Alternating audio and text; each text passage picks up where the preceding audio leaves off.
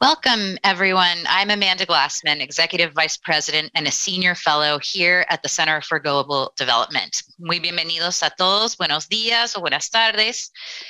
We will be holding this event in both English and Spanish if you just select the language that you prefer to listen to. So we'll get started. La región de América Latina y el Caribe sufrió la peor crisis económica. The region of Latin America and the Caribbean suffered the worst economic and social crisis in the modern history because of COVID-19 pandemic.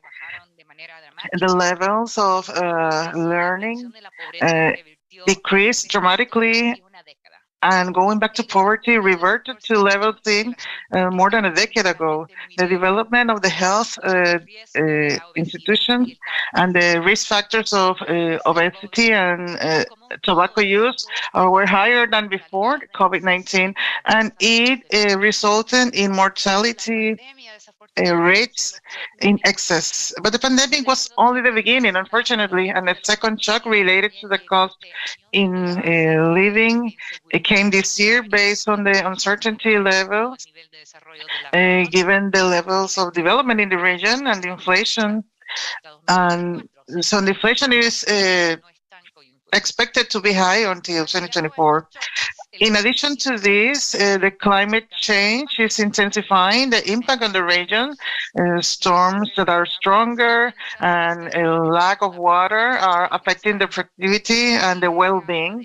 In Chile, now we're talking about a mega drought that was prolonged for 13 years. And in Mexico, President López Obrador said the hydric crisis in the north in this year was an issue of national security. In the Caribbean, and that depends on the tourism, they are also going through difficult moments because of the climate change, and the governors are demanding compensations because of loss and damages. And the United Nations conference about climate change that will take place in November of this year.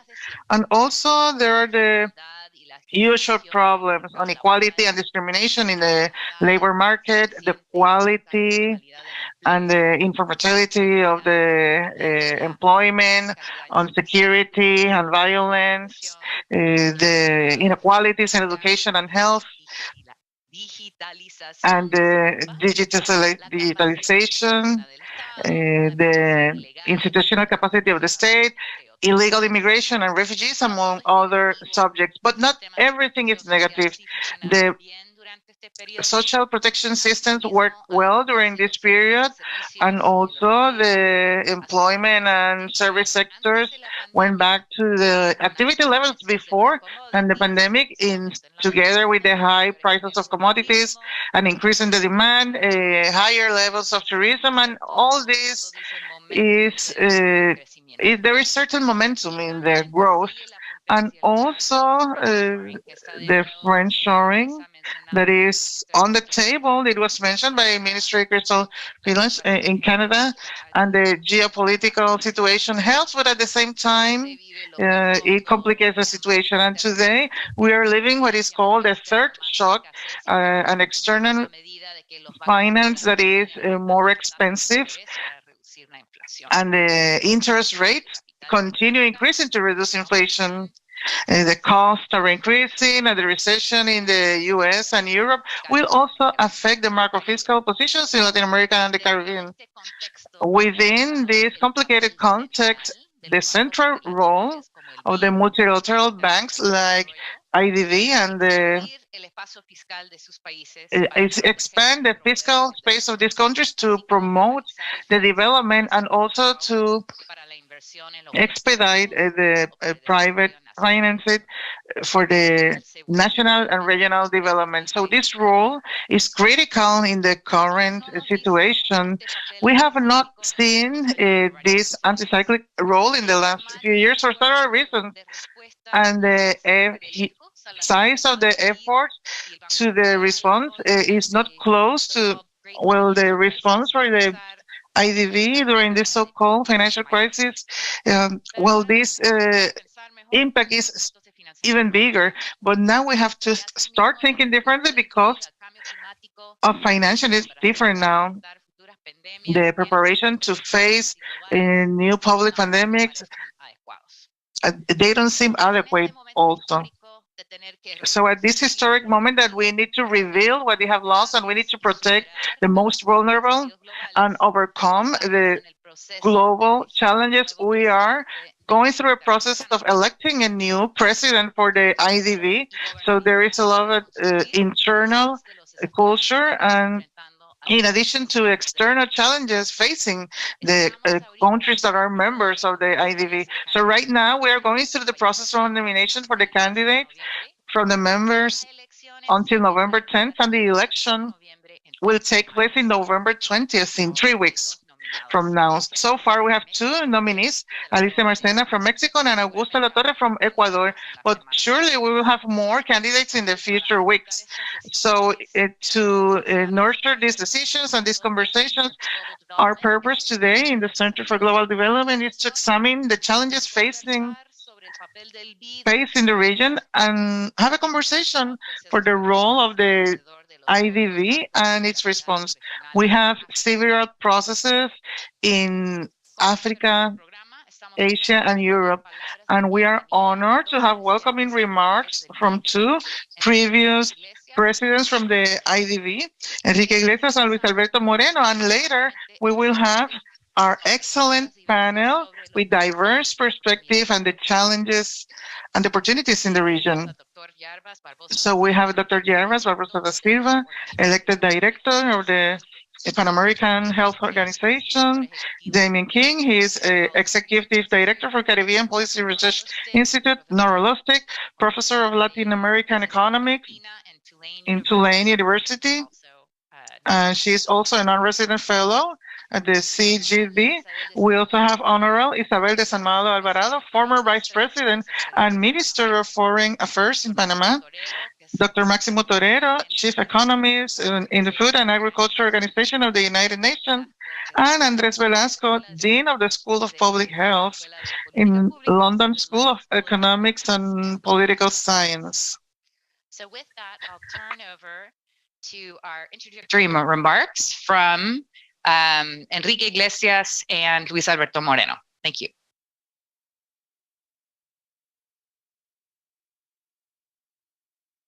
Good morning. Receive a greeting from Iceman. Good morning. And receive a cordial greeting, Amanda Glassman, and the other panelists at this meeting. And I appreciate for taking the initiative of discussing the role of the IDB at this moment. We all know that the bank has gone through a difficult moment, but we need to look forward and to see the role of the institution at this moment, starting from a look back of what has been historically the great values of this institution. As you can imagine, I have spent a lot of my life at the service of the bank. So for me, it has been an honor, and I appreciate this opportunity that life gave me. So my vision is biased because this is very dear to my heart for many years.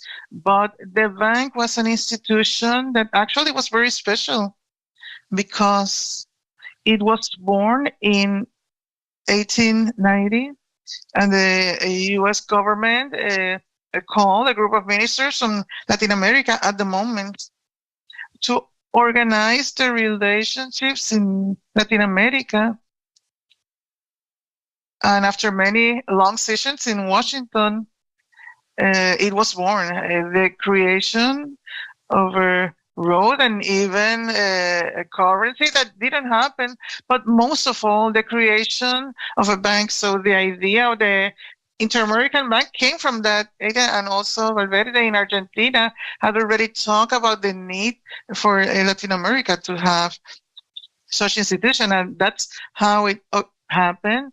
It only took 70 years for the WARN to be created within the circumstances that surrounded the creation. But one in particular, the bank had a great leader, and he was Felipe Herrera, and he was an engine, a driver for the concert of countries to create it. And he also was an inspiration of certain principles that I think had been very important, and they continue to be traits on the IDB. The first is something that President Herrera used to mention. The bank needs to be more than just a bank. It needs to be able to know the countries, to be a friend to these countries, and also to serve these countries. And he used to say that the relationships with the governments were not relationships with customers. So I think these two principles mark the story of the institution. It was a vision that was very rich at Eisenhower and Kennedy at the moment to give this relationship in Inter-American, this level of maturity as a relationship between partners in the development of the countries in Latin America. And that's how the bank was created, and it worked, and it has to continue working like this because it is this characteristic that is so important. And I believe that, of course, that the bank needs to increase the capital. I think it has been said for many years, and I hope that this comes to a reality. Most of all, at the moment that we are going through, I think that an active bank is going to be very active for the future of Latin America in the context that we are going through. But also we need the bank to recognize its great capital. In addition, that the most important capital is the human asset.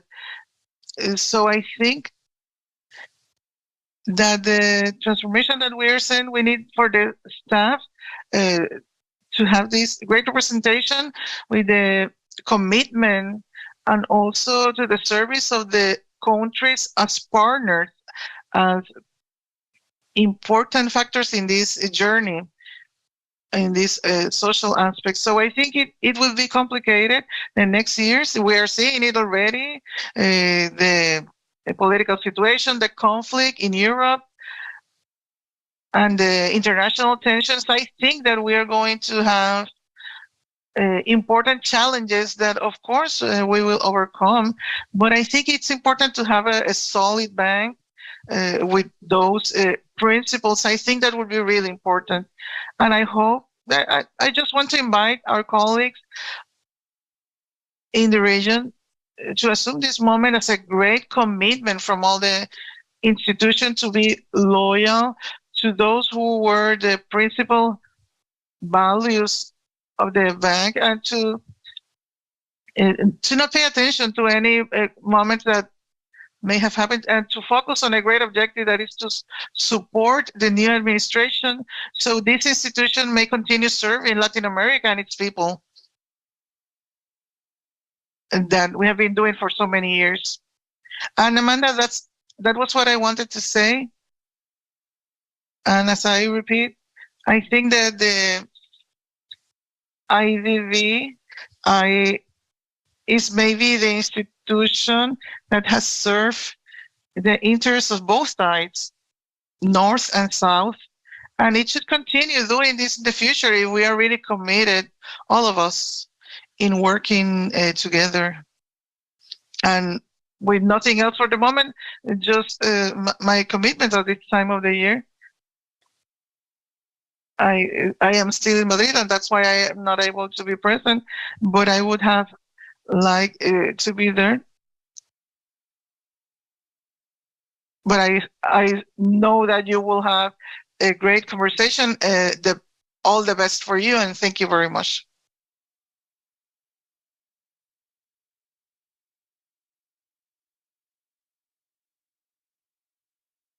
Before all, I would like to thank the Center for Global Development. There is no doubt that it is the center by excellence that knows what is happening in all of the topics of development and in the multilateral institutions. And I would like to greet especially Enrique Iglesias and thank him for all of the counsel that I had when I was at the BID. He taught me that the most important thing for the bank was to be relevant.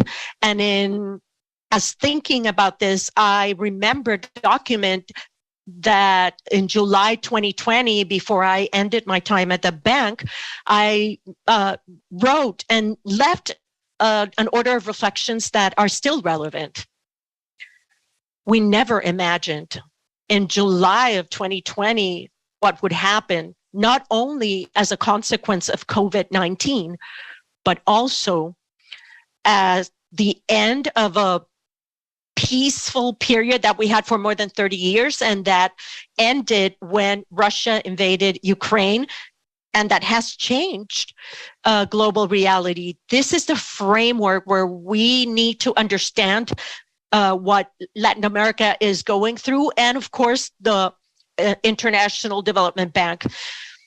Beyond going into the topics that the panelists who are experts in the realities of the region will touch on, I would like to come up with two ideas. The first one is that the bank has always been a co-op. That was the vision of its founders. And every time we leave that path, the bank loses its relevance. So I believe that the first and most important action is to go back to that sense of being a co-op and understand that the bank was created so that the countries of Europe, Asia, the small, medium-sized, and large countries would go in the same direction, which is to find the best solutions for the challenges of the countries in the Caribbean and Latin America. And the second thing is to understand that as we face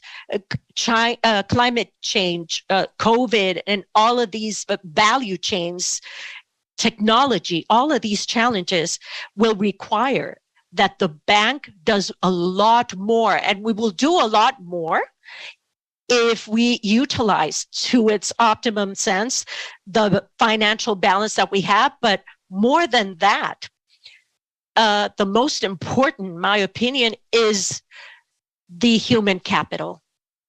And I believe that the bank cannot lose sight that it needs to attract the best minds of the world so that we can use it to serve the future of Latin America. That was always the direction we were going in the bank, and it has to continue to be our objective to solve these enormous challenges that we face in a region that expects a lot from the governments and the bank. They are, in the end, our clients. We cannot lose sight of this. And I know that the bank, the Inter-American Development Bank, will be able to do this towards the future. Thank you so much. Thank you to the opening remarks from the former presidents Iglesias and Moreno. And now we're going to go into the panel. We are going to start with the macroeconomist colleagues, Andres Velasco. What you see are the major challenges facing the region and the role of IDB. Muchas gracias, Amanda. Thank you, Amanda. It is a great honor to be able to share with you, not just with other panelists and Amanda, but also with the President Iglesias and President Moreno. who set a high bar in terms of the management for the bank and what we can do for the region. I would like to invest my 5 minutes in two issues. As was requested by Ms. Glassman, I will be fast in terms of talking about what has happened in the region and how the bank can contribute to face challenges and problems. And I would also like to share ideas on what the priorities for the bank should be and some other issues that we have, which have at the center for the new team when they take control of the bank. I will start with the regional scenario. Amanda said a lot of things that are very important and very precise, so I will concentrate on 3 or 4 of them that I would like to emphasize on. First of all, I believe that we need to not the bid, that the region had a very difficult response to the pandemic. If we see what the mortality per capita was, we had some of the highest mortality, and that has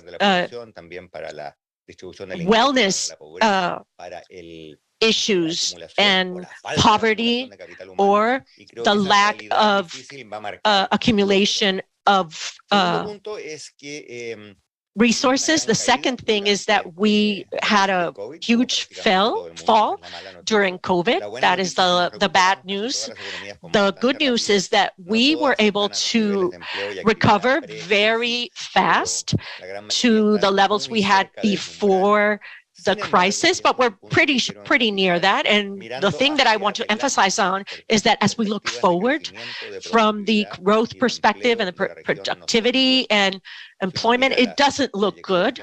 If we see the projections from the BID and from the FMI and the report that was produced last week, we are at a low level this year that is, and next year it will be low. And as we see the environment and the policies right now, we don't see that the region will grow unless, and this is what the BID should do, if we start creating reforms for productivity and entrepreneurship. So if we look at the dates from the 1990 to now and how we had the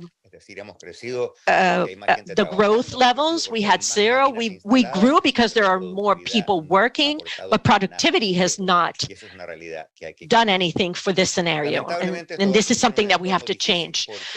We are in a difficult environment because the world is in bad shape. We are out of that peace bonus that the former president mentioned. There is volatility in prices, in socio-political issues, and we have entered in a period where we have interests that are very high, and this is gone. So the cost of capital is going to be higher for a region that needs capital. This is incredibly important. The third thing that I mentioned at the beginning, but I would like to emphasize, and I know that Nora will go into more detail, the pandemic ended a period in which the region had some improvement in terms of the distribution of income, and this happened in the last decade. But the situation today is not as good as 5 years ago. The challenges are larger, and that's going to require more intelligent policies, activity, and for the BID to be relevant. And then we have new challenges. These are demanding. We all know public health, climate change, global warming. Countries have to work together, and this is going to be very important. The international community and multilateral organizations will have to take roles in these issues. And I think that that's going to be something that we still have to work on. a lot. And I want to emphasize that we had some reforms and the crisis, political difficulties, and other issues have stalled this reform purposes, and now we have to go back to this once we have been done with the pandemic, and each country will have to undertake reforms, but the international community has a place in this. And what about the bid in this context? I don't want to use more of my time than necessary. We need a bank that will play an even bigger role in the region. We are important in the region, but we can do more. President Iglesias mentioned that we need more capital, and I am in agreement with that. And I would add to that that it's important that that capital increase will be for all of the BID group, not just for BID Invest, but for the traditional BID and the activities throughout all of the endeavors that the bank has in the region. And of course, in terms of reach and force, President Moreno mentioned, we need to use the balance of the bank more efficiently. We need to change the type of debt and guarantees. We have space for a lot of financial engineering with the capital that we have, and with the capital that we're going to get, we can do more. That's the first priority. The second priority is the bank should catalyze a private flow that is larger in terms of capital to the region, and this is for two reasons. First, after the pandemic,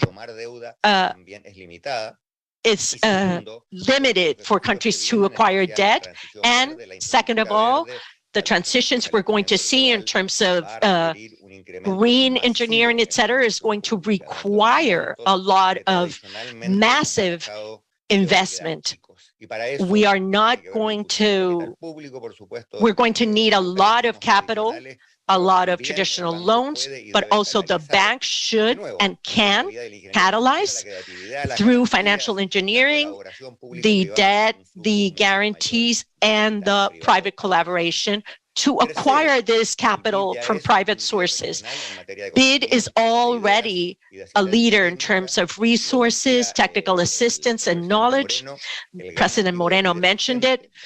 The people from the BID are its great resource. We have a research department and people that are so able and prepared, and we have to potentiate that role, and we can have a role, an important key role in the design and implementation of a series of reforms in terms of labor market, traditional, and others.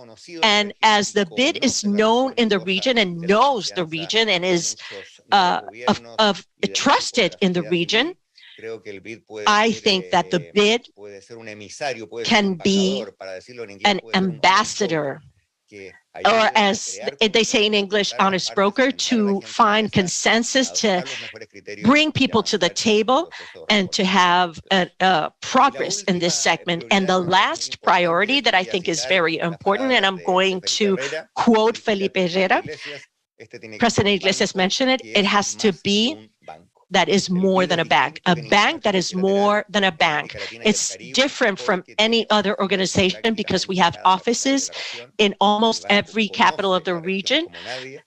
We know the region better than anyone else, and the region knows the bank better than anyone. And so that collaboration and that trust that is historic creates a space so that all of the issues that we're facing, capital flow, technical assistance, etc., can be done in collaboration and can be more productive. I believe there's a lot to do. We are facing a moment that is not easy, but the BID has something important to do at this moment. And with the new team and the talented people that are already the BID, we can do a lot in these priorities that are so important. I'm going to leave it there. Thank you so much for the invitation to be part of this discussion. Thank you, Andres. And I believe the agenda is clear. Let's see what others mentioned. The Caribbean really has been a leader in thinking about the future of development finance over the past year or so, including in New York Times features and things like that. I wonder if you could reflect on what's happening now in terms of the challenges facing the sub-region, how well you think Caribbean issues are dealt with in the IDB, what you would like to see in this next phase of the bank's work. Thank you, Amanda. Good morning, panelists and participants. There are many issues that sort of are on the agenda that one could choose from to prioritize. We have the need for technical assistance. There is the coming global recession or slowdown, security issues, COVID recovery, which has been mentioned, infrastructure needs, institutional support. And to ask an economist in the region to pick a priority is, the proverbial case of having the kid in the toy store having to pick one toy. In a region, Latin America and the Caribbean, that has a population of close to 700 million, it's very easy for the issues of the Caribbean. The non-Latin Caribbean is less than 25 million people. It's really easy for issues important to the Caribbean to get swept up in what's important to the Latin region. So I'm just saying this part of the conversation is important. Why should the Caribbean get special attention? Because the priorities are different. And so what is the issue, or what are the issues that are important to the Caribbean relative to the entire LAC region? And that is also relevant to the work of the bid. The intersection, I think, between those two foci is climate change and the need for climate finance. Climate change, of course, affects the entire world and affects Latin America in many ways. But the Caribbean is on the front lines of the impacts of climate change. This is where the storms are. In terms of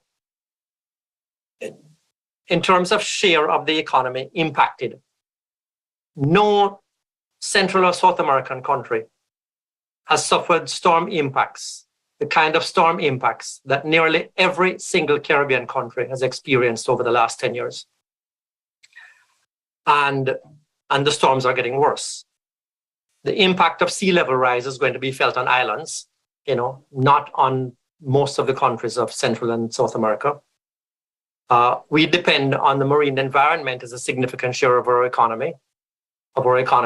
That's not the case in most of Central and South America. And what is more, not only are we on those front lines, but the effects of climate change are going to be worse in the 47 degrees latitude around the equator, which is where the Caribbean lies. And the final point to make the case for the importance of the effects of climate change on the Caribbean is to recognize that when we have a climate event in the Caribbean, the entire country is impacted. I was horrified by the news of the floods in Pakistan, but equally amused that horrific event affected 1/3 of the country. In the Caribbean, when we have a climate event, it doesn't affect 1/3 of the country. It doesn't impact a city. A hurricane hits the country, the entire country. And we contrast that to when, say, a hurricane hits, Cancun. So, and of course, being small, these countries have a lesser capacity for adaptation, mitigation, and recovery. So I think a key role that the bid can make on the agenda of the new president is in climate financing. And there are two things that need to be financed. One is the energy transition, and the second one is building climate resilience. And there are a number of directions this can go. I think the most important would be for the bid to include a disaster clause in all of its lending. a clause where in the event of an objectively determined climate, natural emergency, then repayments are suspended for a period and automatically, and it only accrues interest until repayments start, and then the term of the loan is automatically extended by a corresponding period. So it doesn't require any negotiation, and it frees up, some of the fiscal obligations. This, by the way, was part of the Bridgetown Initiative that, rockstar Prime Minister Mia Mottley of Barbados introduced last September. A second consideration, I think, would be taking this from my friend Avinash Prasad's writings on climate finance, is engaging with and lending to sub-sovereign entities, such as the Green City initiatives. And a third one, considering the need for financing the energy transition and climate resilience, would be to have lower interest on longer term debt instruments that really facilitate that kind of financing that the Caribbean needs.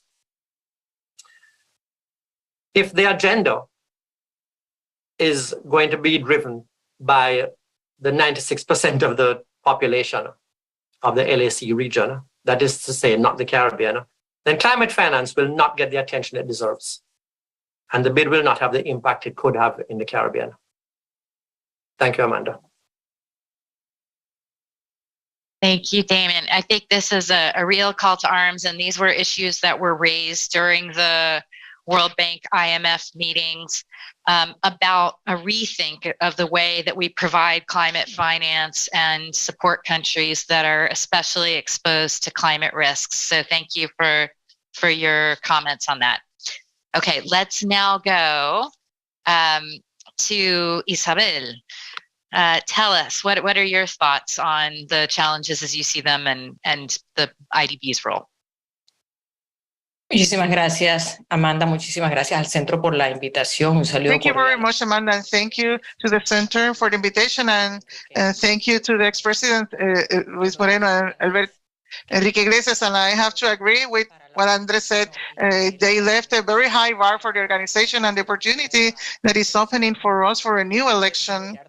We need to aspire to continue with that bar that we make the selection.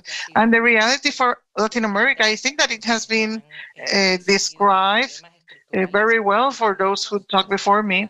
The structural problems that we have decades ago before the pandemics, when the pandemic brought us as a new crisis, first as a health crisis, and then as a financial and educational crisis, and lastly, as a governance crisis. All this is added up to the reality about the war, the low growth, and it creates a perfect storm. And this scenario, the role of institutions like the IDB could be fundamental for the region to face this possible perfect storm with more capacity or more agility. Definitely the priorities, as we have mentioned, could be mentioned in 4 areas. Economics and macroeconomics have described it, but certainly the low growth facing the region is a serious problem in terms of employment, and also the debt issues that have not provided the countries to have the adequate ceiling.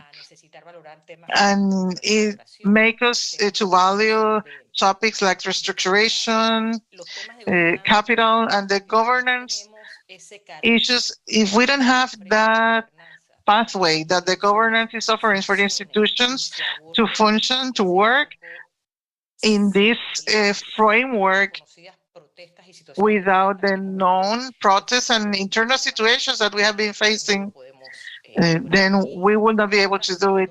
And as a background, part of that structural problem that we had pre-pandemia and the inequalities in the region, that forces us to have investment mostly in infrastructure to address these inequalities. And I agree with Damien in terms of the importance of at this new moment that the IDB is facing under a new direction, we need to have a differentiated attention to the Caribbean because it requires a different attention because the challenges are very particular to that region, and I am not going to go further in what's mentioned because it is very well known by what he was mentioning. And I would like to highlight at the moment what represents this window of selecting a new president for the IDB. I think it is a key moment for the region.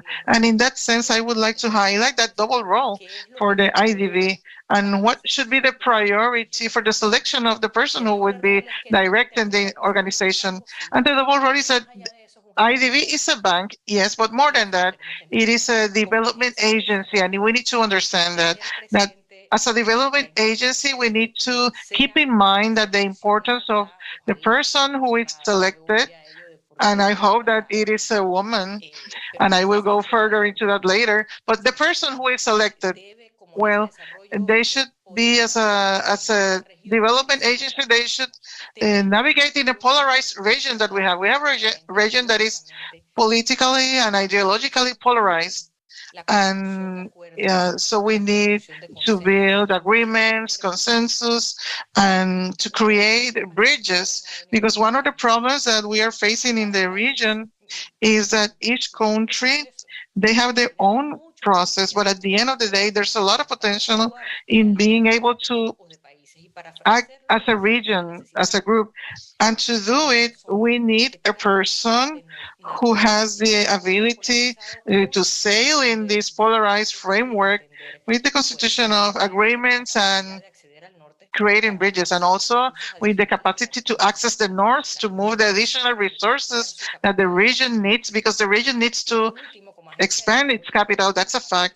And as a development agency, we have a development framework, and those are the objectives of sustainable development, and that's the agreement. And we have great challenges that are telling us that we are not going to do it for 2030. So we need to sail in that ocean as an umbrella. For everything that we do as a financial institution, we have talked about expanding the capital. And most of all, I like the notion of the private sector. The private sector needs to have a more important role in obtaining these sustainable objectives. We have seen the impact. We have seen the expansion of capital for financial with the gender focus, and we've seen the expansion of the private sector for the green financing, but we have not seen, it is not enough.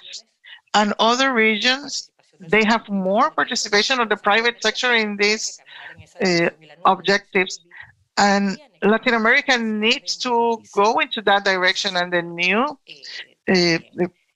VID needs to be able to walk in that sector as well. And finally, I would like to finish with that opportunity. And I see it as an opportunity, actually, for the selection of a new direction where we need to prioritize the role in creating trust internally in the countries. The lack of trust in the institutions among sectors, it is hitting us very hard, and in the region as well.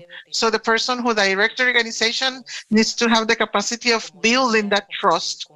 And I said, building that consensus, known capacity. We don't have time for improvisation. So we need a person with a CV, with proven capacity that may contribute to the reforms that are necessary to prepare the region, not for the immediate moment. It is serious already, but for the leap that we need to do for mid and long term. And why I say it should be a woman, because we need to set up the example. We cannot continue talking about equity, inclusion, and diversity and having an organization so important for the region as the IDB that has never had a woman as a leader. And we have enough women in the region with proven capacity, with the profile for this direction, with all the elements that I mentioned before. So that's what I would like to highlight at this moment, and thank you for the invitation for this important discussion. Thank you very much. I think that it is a very important topic that we need to be aware that this is a region that has not operated as a region in the last few years. So we really need to build that trust, and that collaboration is a really important point. And now, Dr. Jarvis. Jarvis is elected director of the Pan American Health Organization. He was central to Brazil's response to COVID and has been working in public health for many, many years. Can I ask you for your take on all of this? Gracias, thank you, Amanda. Gracias por invitarme a Thank you, Amanda, for the invitation. Thank you for inviting me to participate at this event. And I think that the IDB and the independentes del sistema de la OEA, assim que para mim é muito importante nos últimos 4 anos e meio are siblings, and so it is important for me being the subdirector here. And during this time, it was possible to establish an excellent dialogue, and I think that it may be possible to continue with this level of discussion. And I think it is important to highlight, what the economist said, since I am not an economist, I am a public health professional. I am not going to talk about economics, but the role that the IDB may have to promote an equitable development in the nation is really important. Most of the failure in Latin America to the response of COVID was for the informality of economy, the lack of social protection, and because of the infrastructure of the health system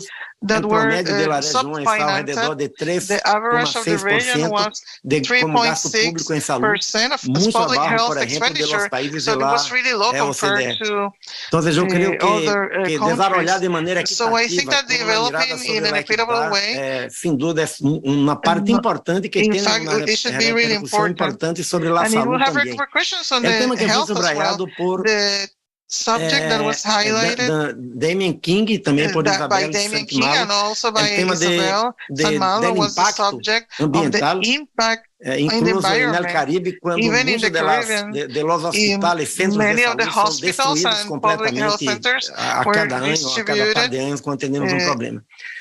with problems every year. But I also wanted to talk about the role that the IDB may have to support a more resilient public system in the region, and that requires primary attention with quality and the capacity of solving problems and well-connected with the areas of more specialized care. We are talking about the priority of the region. We have a deficit of 600 million professionals in the region, and in some countries of the Caribbean, it's a really important subject because they don't have the personnel for their public health system. And this is a problem that we have to see how to respond to, and the subject of the access to the vaccines, to medications during peacetime and during the pandemic. So the bank had an association with 4 countries in the regions to have loans to support the preparation of the countries and the implementation, to have access of power generators that they were in deficit at the moment. So I think it is important as well. At the bank, we discussed it a lot, the subject of how we can strengthen the capacity of production in the region. And that was very vivid during the pandemic, the dependency we have in the region of importing gloves, face masks, respirators, vaccines, medications. We already have some capacity in the region, so I think it should be a priority for the election. And the bank may have an important role in mobilizing not only in the governments, but also in the private sectors of the regions, so we could have factible, feasible projects, strategic projects to develop the capacity of production in the region. So I think that is important as well. We also have a partnership with tuvimos the los bank, temas de fortalecer los sistemas de información para la salud. the information Yo creo systems for health. que es importante And it is important because la identificación de las brechas, de las necesidades, de las prioridades pueden quedar muy comprometidas si no tenemos un perfil adecuado committed. We don't have an adequate profile of what is happening with the health indicators in the region. So we developed a tool hacer la medida de la madurez de los sistemas de información para la salud. The information systems for the health and the bank supported in the last 4 or 5 years, permitindo aos países allowing the countries identificar uma parte dos préstimos que têm para fortalecer seus sistemas de informação em saúde. Então, eu creio que são alguns dos desafios que temos. Eu espero que o novo liderazgo do banco pueda seguir essa mirada de pan-americanismo, de fazer uma integração entre desarrollo social, saúde, desarrollo econômico, equidade, e que a OPS e o banco possam seguir com bom diálogo e uma boa cooperação. Muitíssimas gracias. Dialogue and a good preparation. Thank you very much. Thank you, Jervis. And now we will continue with Máximo Torero. And he is the chief economist for Food and Agriculture Organization of the United Nations. But before, in the think tank perspective, he was working with agriculture markets and more. Thank you very much, Amanda, and it's a pleasure being here with you. First, I would like to say that the moment that we are going through nowadays, it is very complex. It is a world that has brought uncertainty and volatility of these events, and it is a risk of uncertainty. But it is important to have in mind that one of the most important elements to keep in mind is we have saw what Damien mentioned in terms of the islands, what happens in Central America and even in South America among smaller and larger countries. It is important to take into consideration because there is not going to be only one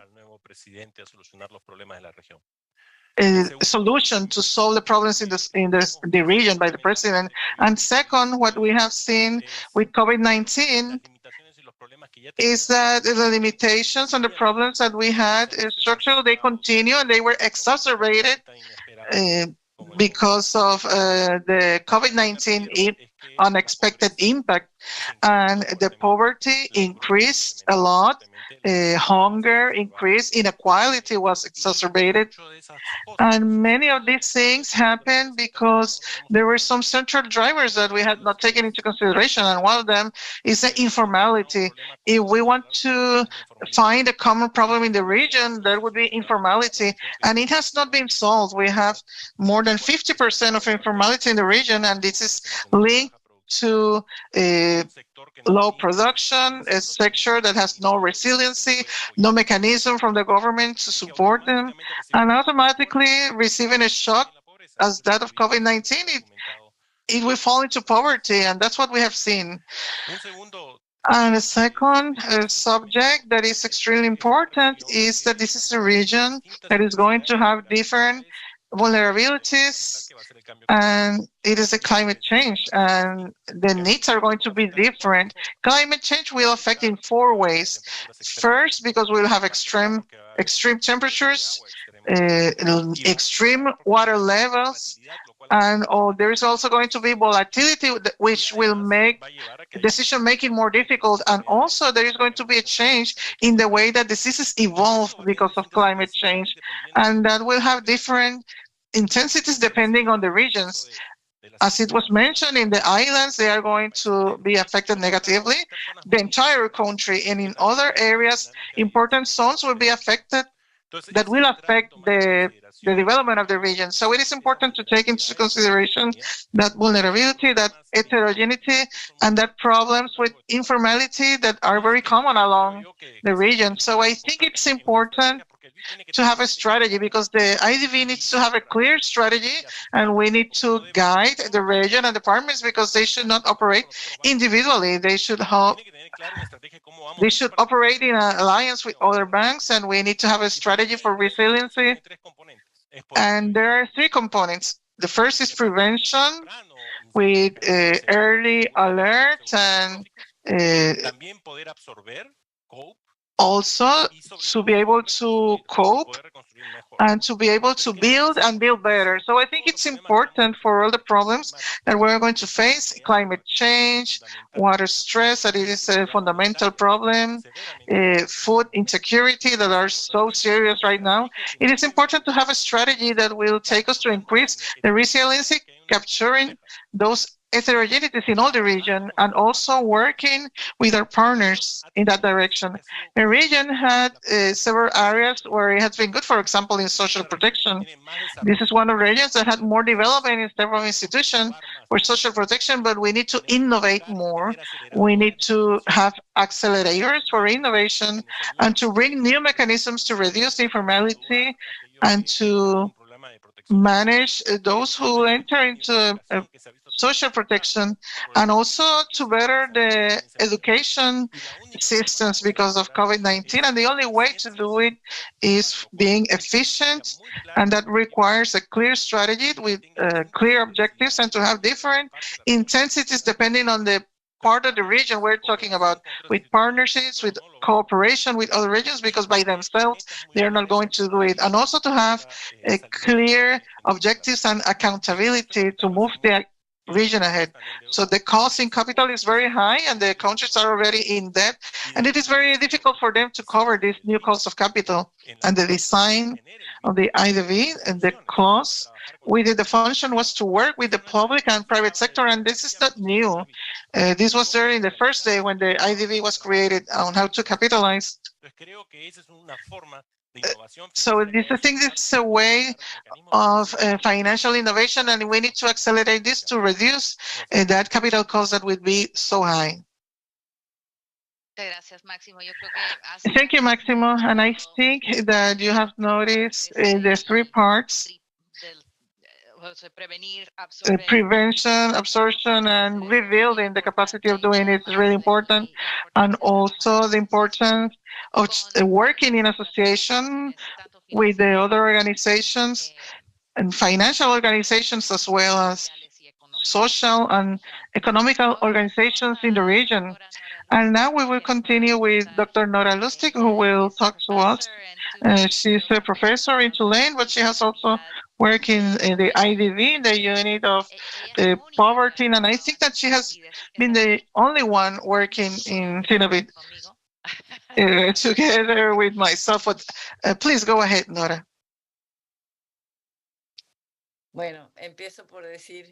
Well, I will start by saying thank you very much, Amanda, for inviting me to this distinguished panel. Well, we share with friends and this excellent idea for the Center of Global Development, and I am affiliated as well for this event. And also with all the others who make it. I want to recognize the two previous presidents that gave us a message at the beginning because of their labor at this institution. And I will start by saying I agree totally with our other panelists about the new leadership and what Isabel mentioned about this is really important, that the new leadership should be able to build bridges in situations that are so polarized as the one that we are seeing in all the countries in the region, not only in Latin America, but in all the hemisphere and beyond. I think it is important that the leadership that we establish, it needs to be a leadership that has the capacity to value the analytical and intellectual work that has been done. And for the IDB to be a developmental agency, it is important to continue incentivizing what has been for so many years. Enriquez and Luis Alberto Moreno, they mentioned that the job that was done at the analytical level that had been so important in many of the developments of help through the loan programs and also through the tools that goes beyond the financial instruments. So it is important to design in a way that the incentives within the institution, so the excellent staff that the IDB has right now, so they could put this in place with all this creativity to get the best solutions and the best instruments. So I want to mention three things, and I will wear my hat as if I were the poverty unit. When I started in the IDB, and it was in 97 to 2001, I came in with the idea that for example, that I would see would see adverse shocks in the countries because of natural disasters.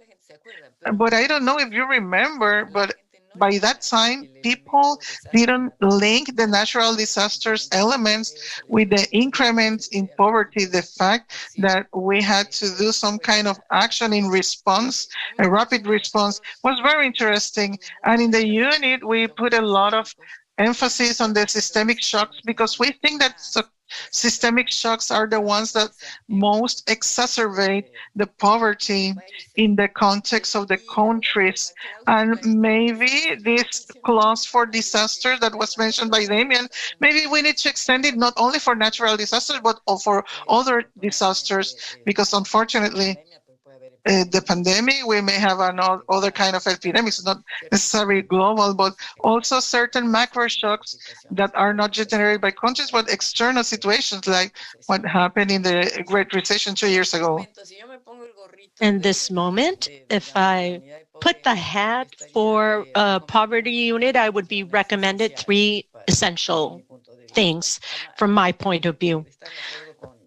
Besides being in agreement of what has been mentioned before. But one of the things is that during the pandemic, I was surprised that the response in terms of protecting the poor was better than what I imagined it would be when it started. So we discovered there that we can protect people from the informal labor market during crisis times. And that's a learning experience that we can take, because informality, even though we're going to reduce it or want to reduce it, is going to be part of our scenario for a time. So we have to deal with that. It is a fact. So how can we give social protection in these situations? This is essential. But what worries me now, as even though the pandemic allowed us to expand social protection, inequality and poverty could have been even more. Now I'm worried about the next shocks, or the ones that we've already experienced recently, and how that means there will be change in global financing issues.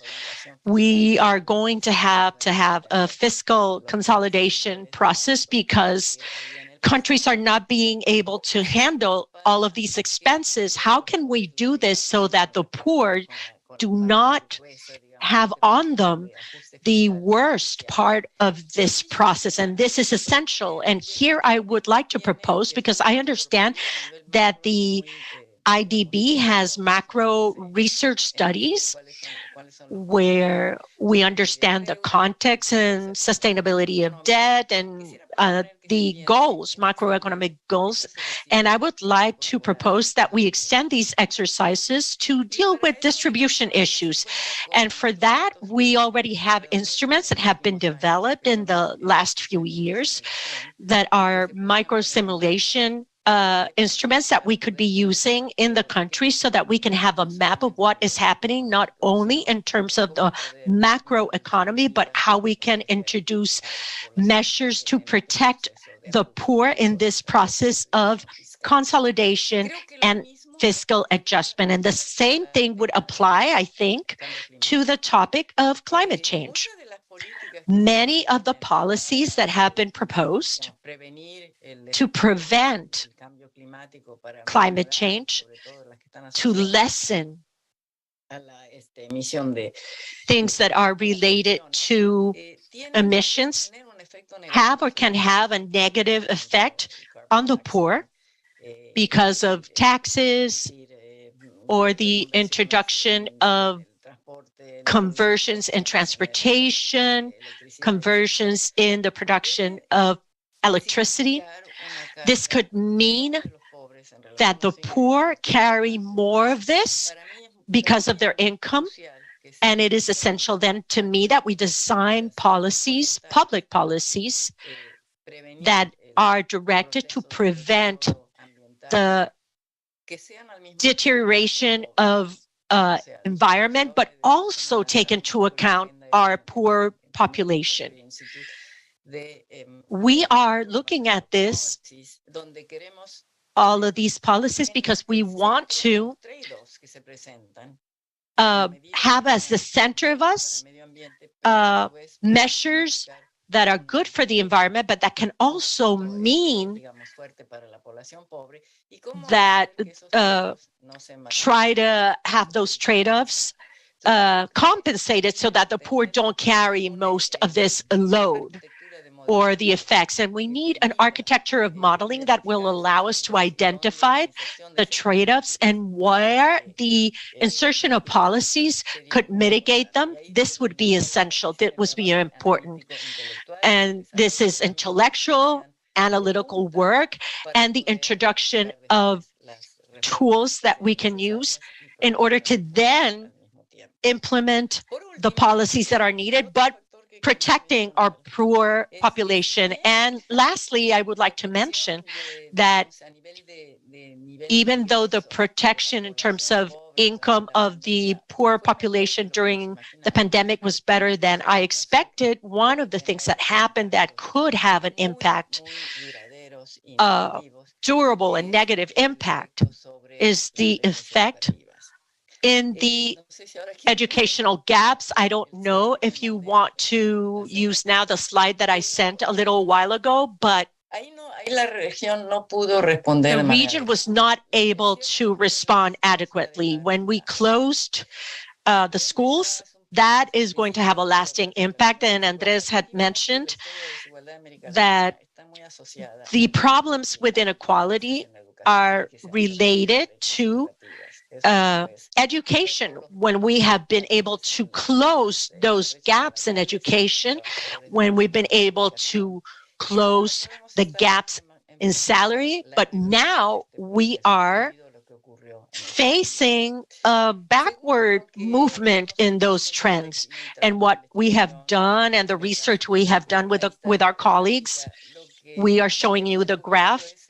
What we have discovered is that because of the pandemic, that gap, and here it's measured in terms of the ability to complete high school by the population. It's divided between children that come from homes with highly educated parents and those that come from homes in the lower part of the socioeconomic scale. We can see that the line that goes down and it's red at the end is what the pandemic might have left us with. And what we have estimated is that probably if this happens, this group of population will have an ability to complete high school, similar to what the population that was born in the 60s. And that means that we are going back immensely. And this has very important implications on social mobility, equality in opportunities, and also in equality in ample issues such as going and being part of the workforce. So we need to find mechanisms to deal with this issue, and this could be immensely important for the human capital of the region, so it does not deteriorate as we are seeing in our exercises. And aside from equity, this is essential for growth. One of the important things that were mentioned before is that productivity has not grown. Well, we can add to that the human capital is deteriorated. So this would make the problem even worse. So I'm going to end here, and I want to just emphasize that the leaders that we get from now on value analysis and has a systemic vision, not working in sectors or silos. We need to see our objectives in very general and ample terms. Macro stability, growth, resilience, dealing with climate change and dealing with poverty from a systemic point of view, and that segments or sectors are seen as how they deal with these issues in a systemic way. Thank you so much. And the graph that you just showed is frightful. It's a very sharp setback. It's a very important setback that we have to deal with. A number of these challenges. I want first to go back to Damien because he wanted to make a point also about several of us have said that safety nets and social protection worked pretty well during the COVID-19 crisis. But there are some exceptions to that. So Damien, would you like to say something about that? Well, thank you, Amanda. As Nora mentioned, the point about protection working better than expected. My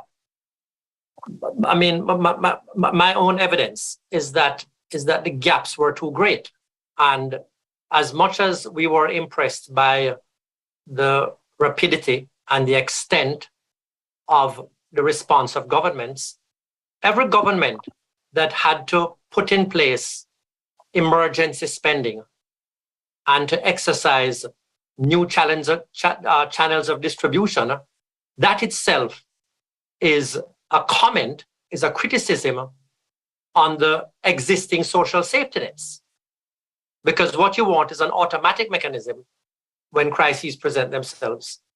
And I guess the other point I want to make in relation to that is that when you look at the outcomes at the levels of the communities, it really exposed the weaknesses of the social safety net in many countries. And so I think it makes the point that, one of the priorities, and I think this is true across the entire LAC region, one of the priorities really ought to be to use the painful national stress test, natural stress test of the pandemic as a lesson to improve all of those national social safety nets. Mm-hmm. Yeah, I think probably the need for kind of a review of what's happened and the reforms that one can make, because we're also seeing governments take other kinds of policies that are more perverse, like price controls that are not also very targeted responses to the kinds of pressures that we're seeing today. Máximo, you wanted to come in on the same point? Sí, no, quería, y siguiendo un poco lo que dice Damien. I would like to follow up on what Damien said. It is important to see the context. It was better than what? Without social protection or with a social protection system that is more focused? Because if we take apart what happened in Brazil, where the money that was given to people were doubled, the situation was not good as if it had been focalized. Including Brazil, we see that poverty has gone up and extreme poverty too. So that means that the program was not necessarily well focused in this middle class, informal class. So there's a lot that we need to learn. In each crisis, there's something to learn, and there's a lot to learn of what happened and how we can improve. I wouldn't say that it was the most efficient thing that we could have done. I see it through the experience in my country and other countries that are similar, where a lot of the resources were not used efficiently and appropriately, and that meant more stress because we didn't update the patterns of social protection. And a second thing, and I will end it here, is that we have to take into account, and I will talk about education, which I think is central, and the gap in education, high school and primary education. We've lost 2 years of school. These are important issues, and also nutrition. In terms of global COVID-19, We have, in 2 years, we've had a changing situation in terms of health and nutrition, and that has durable consequences. So we need to deal with this thing. We need to strengthen this because that has been a concept that is taken into account to deal with those sectors. Otherwise, we're not going to be able to deal with health, with climate change, and any other thing that was affected by this process. Okay, so we're going to invite our audience to submit questions. You can submit them via the YouTube comments, Twitter @CGDEV or hashtag CGD Talks, or email events@cgdev.org. I have a couple of my own questions while we wait for the audience to come in. First, several of you talked about partnering with different organizations. Can you say something about what you think the division of labor should be amongst the multilateral development banks? Like, what's the role of the World Bank versus the IDB versus the CAF? Do we have anything to say about that, or the Caribbean Development Bank? Andres. Thank you very much. I think that's a really important question. I had the privilege of serving on a global task force convened by CGD a few years back, which focused exactly on this subject. I believe that if all institutions do the same, we run a number of risks. There's duplication of effort, there is lack of focus, and sometimes not the best use of resources. I am a big believer that the World Bank ought to focus on its role as provider of global public goods. And this means a focus on 2 or 3 big issues where the global reach of the World Bank is unique. Among them, of course, is climate change. It is the challenging, the all-important one. But there are others which are maybe less pressing and don't hit the headlines as often, but are just as important. For instance, the World Bank can play a very useful role in providing common standards, common data, common information, et cetera, et cetera. The regional development banks, and that, of course, includes in a very leading role the IDB, can and should specialize in those areas where their intimate knowledge of the countries, the political economy of the countries, the society of the countries, gives them an advantage. I'll give you one example. Latin America is aging very quickly. A number of the pension systems around the region are showing strain. The traditional pay-as-you-go systems are showing strain. The non-traditional, although by now they're pretty old, private capitalization systems in Mexico, Colombia, Peru, and Chile are also showing strain. I think we're about to enter a new era of reform in social security. And that's an area where an institution like the IDB can play a crucial role.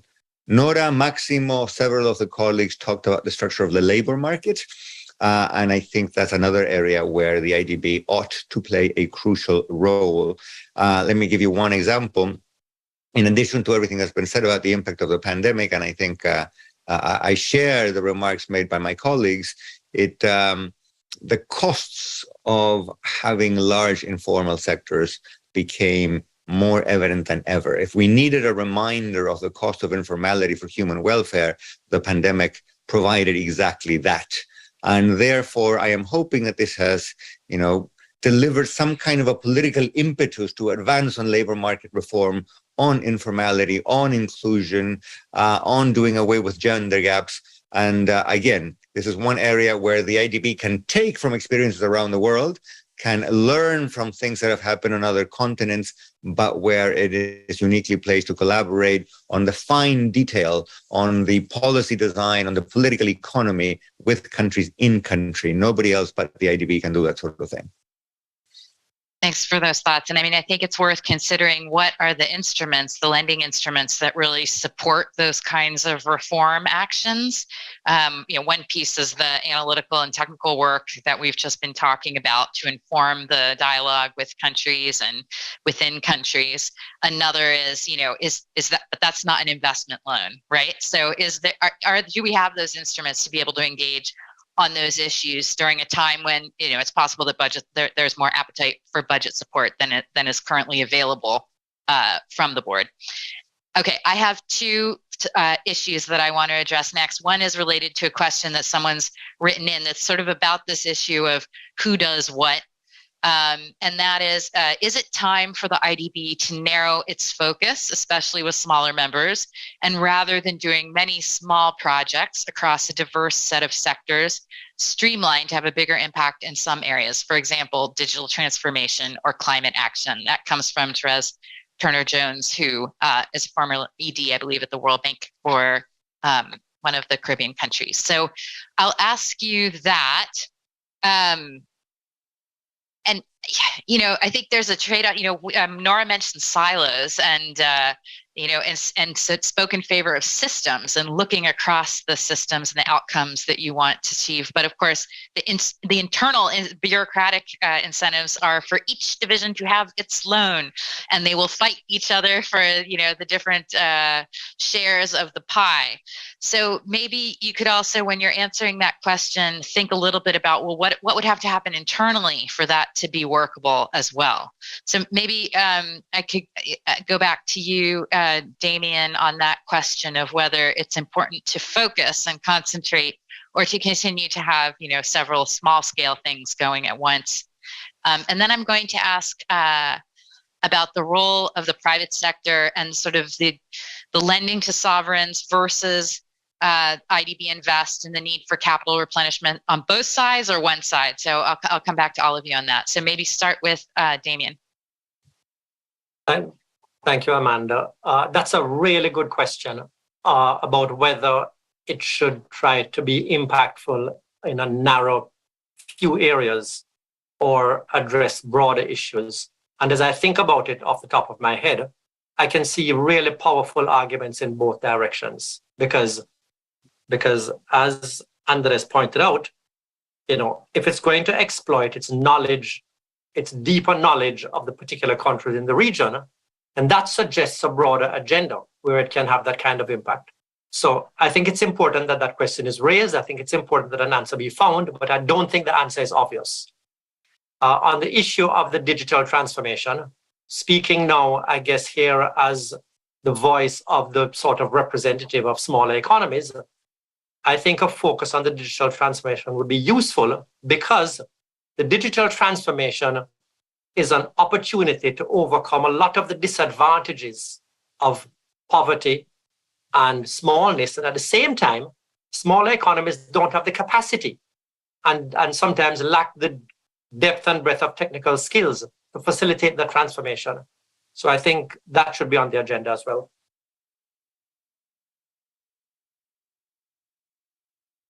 Now let's go to this topic. I'm going to come to you, Jardavas and Nora and Maximo, on the question of what do we need concessional finance for? And do we need concessional finance, even though most of the countries in the region are middle-income countries, and when would we use it?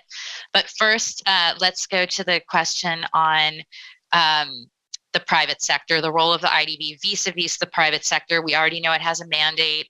I don't know I think for some time the U.S. position has been that a capital increase was okay for IDB Invest, but not necessarily for the sovereign side. But Isabel, to start with you, and then maybe Andres, if you have thoughts on this, because you mentioned sovereign lending as just as important and absolutely crucial during this time. So Isabel, what are your thoughts on the role of the IDB in the private sector? Muchísimas gracias. Thank you very much. I would like to refer to the role of the private sector in two areas. First of all, in terms of the development agenda, and then go back to the question that you posed before. What is the different role between all of the development agencies that have a presence in the region? And I believe that in the private sector role, we can have a different role for the BID because this bank has an alliance that is strong with the private sector in the region, and it can potentiate that to promote this kind of participation. For example, in climate issues, the net zero topic, what is Latin America doing, the sectors, private sectors, in this effort towards net zero? Impact investing and other topics. And when we look to Europe, the United States, the participation of private sector is very structured, but in Latin America, we're not very clear hacia ese rol. What is the responsibility to that role? It's not clear. What is it that we're doing in terms of diversity and inclusion, not all in the participation of women in leading positions in the labor sector? What about minorities? What about Native people in our private sector? What is the role for the private sector to be able to give some space to that equity and that diversity? How can we all be winners in this? How does the business wins, our economies wins with salary equity for women, for minorities in the sector? All of this issue of diversity and climate topic, I think that is a place where the bank can have a very important role. Capital replenishment, of course. This has to be something that is more important in capital replenishment in a very ample way. And I think that in the private sector, we have a very important opportunity that the new leadership of the bank has to potentiate. Maximo, did you want to talk about this? Yes, I believe that one of the most important experiences was ISC. With the replenishment of ISC that was used to locating, de-risking with low risk, Peru and other parts of Latin America, and then it was asked to go to Africa, where these countries are very complex and very risky, and it's very difficult to get the same level of investment from the private sector to those areas. And why am I mentioning this? Because I just came back from a seminar to attract the private sector to vulnerable countries, and one of the things that we found out is that if there's a pre-investment and you make it easier for the private sector to identify the areas, they will be willing to take that larger risk so that you will be able to have biddings and you can go to zero. And that happened a lot, rural communication. So it's important to have a clear strategy of how you're going to be using the money to attract those investors. Andres? Thank you so much. And briefly, first of all, there are a lot, even the United States position that we have to prioritize the flux of funds from the private sector, because the fiscal space is limited and the constitutional component is going to be also limited. And if we really want to deal with issues such as climate change, we have to increase the scale. And the only way of doing that is to use private funds and stimulated by public policy. And there is an ample range of things that we can do.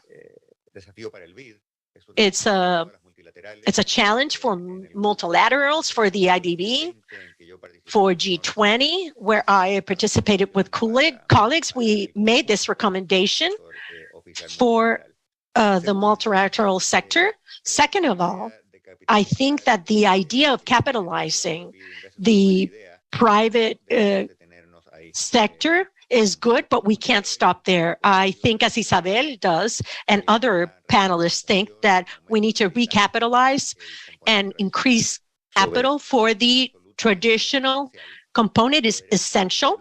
We could talk about the order or the magnitude, but no doubt that because of the challenges in the region, we're going to need more capital. And then I will end saying something that I already mentioned: we can be more efficient in the bank.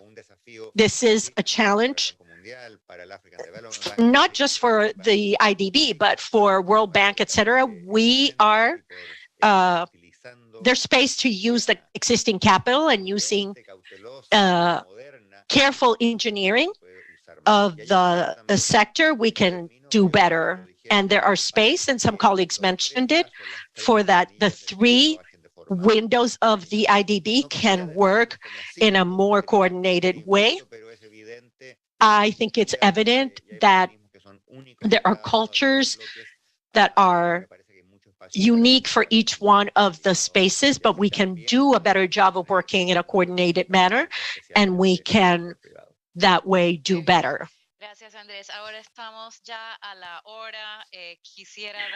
Thank you, Andres. I'm very good. And now we are about to wrap up. So I would like to give you 20 seconds for a final remark.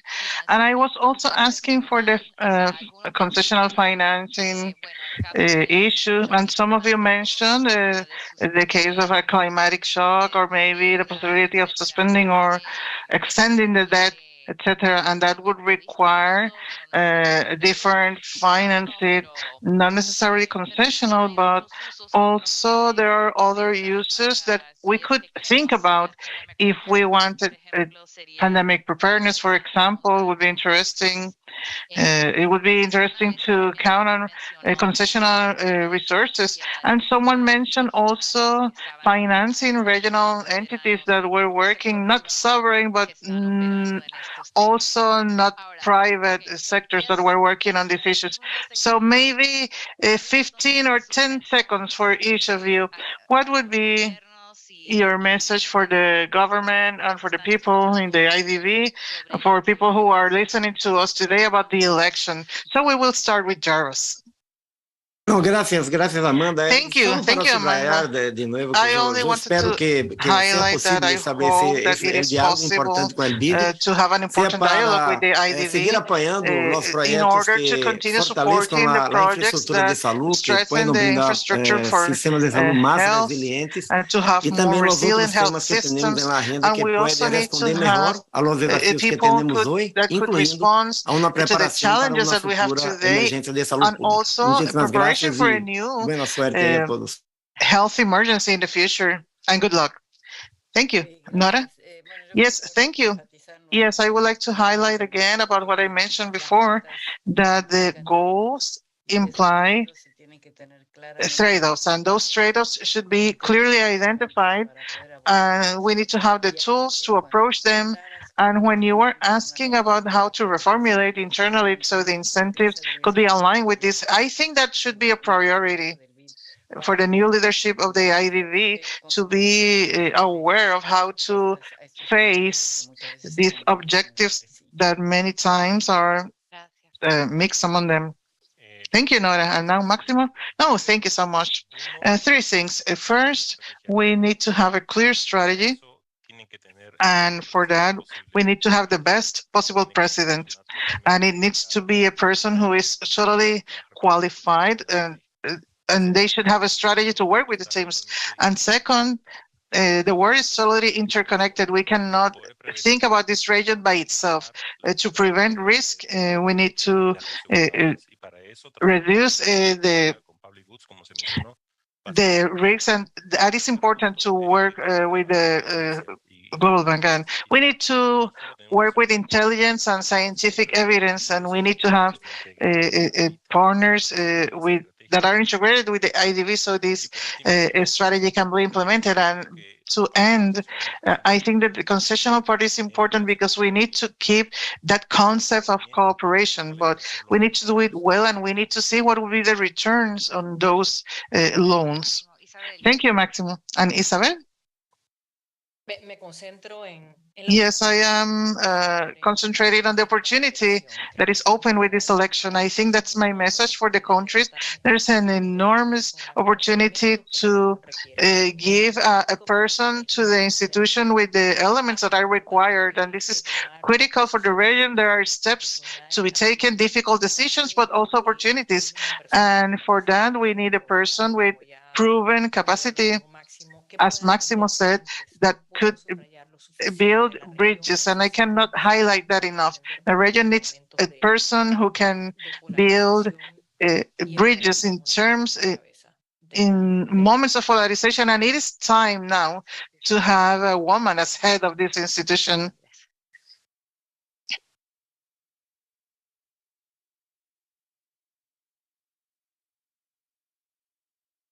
Thank you, Isabel. Damien? For the new president, I think she should focus on climate finance, digital transformation, and social safety net reform. I only want to add that I think this discussion has been tremendously useful. It has been massively informative for me, and I think it speaks to the quality of the panel that you have assembled. Thank you very much, Amanda. Thanks, Damien. And Andres, last words. Muchas gracias y de nuevo felicitaciones por convocar a... Thank you so much, and thank you again for creating this panel. I don't have a long list of priorities. I will only highlight one. The worst enemy of the big institutions is inertia. It is thinking that with what we did in the past was enough. Nowadays, today, in this world that is so much more volatile, we need to increase that level of ambition. We have done a great job, but we can do much better. There's a great people in the staff, and we need to continue hiring the best people in the region, but we need to increase the bar because the challenges are gigantic, and the inertia and doing things in the same way that we did in the past, that is not enough. We need a leadership that is more leveraged, and we need an IDB that uses the elements to reach all the region and to recognize the diversity in the region. Damien mentioned it, also other panelists. The old prescription of one size fits all, it doesn't work anymore. So we need bold policies and that could be adapted to the reality of each country. Institutions like IDB have difficulty when doing this, and the IDB can do it. It is a great challenge, but we can do it, and it is fundamental. In the case of the IDB, it is a great challenge, but we can do it. Yes, and I think that we will end the panel with that. I really appreciate this panel that has been so insightful. There are many voices in the region that we have not listened to yet, but I would like to have 3 more panels, but we don't have time because the election is coming already. But the next step, we would invite all the candidates that have been nominated to have interviews with us and to talk about their plans and ideas for the region. So I hope that you continue listening to our platform. And thank you so much to all the panelists again. Thank you. Thank you.